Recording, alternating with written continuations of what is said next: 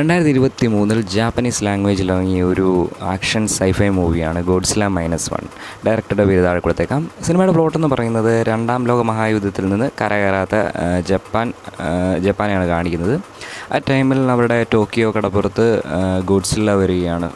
അവിടെ വെച്ച് ഉണ്ടാകുന്ന കുറേ പേരെ ഒരു പട്ടാളക്കാരനായ ഒരാളുടെ അശ്രദ്ധ മൂലം ഗോഡ്സില്ല കുറേ പേരെ കൊല്ലുകയാണ്. ഈ പട്ടാളക്കാരൻ്റെ മനസ്സിലത് കിടക്കുകയാണ്.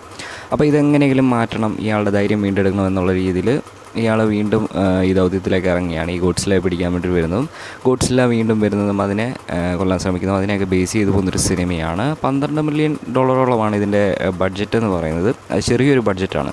അതിൽ നിന്ന് ഒരു 115 കോടിയോളം കളക്ട് ചെയ്തു. $115 മില്യൺ കളക്ഷൻ ഉണ്ടായിരുന്നത്. അതുപോലെ ഓസ്കാർ നോമിനേഷൻ വരെ പോയതാണ്. വിഷ്വൽ എഫക്ട്സിനൊക്കെ ഓസ്കാർ നോമിനേഷൻ പോയൊരു സിനിമയാണ്. വിഷ്വലി ഒരു ഹെവി മൂവി തന്നെയാണ്. ചെറിയൊരു ബഡ്ജറ്റ് ഇത്രയും വലിയൊരു സിനിമ എടുക്കുക എന്ന് പറയുന്നത് ഭയങ്കര വലിയൊരു കാര്യമാണ്. അതുപോലെ കണ്ടിരിക്കാവുന്നൊരു വിഷ്വലി VFX കാണണം എല്ലാം കൊണ്ടും ഒരു ഹെവി മൂവിയാണ്. ഗോഡ്സില്ല സിനിമകളൊക്കെ കാണാൻ ഇഷ്ടമുള്ളവർക്ക് കണ്ടു നോക്കാം.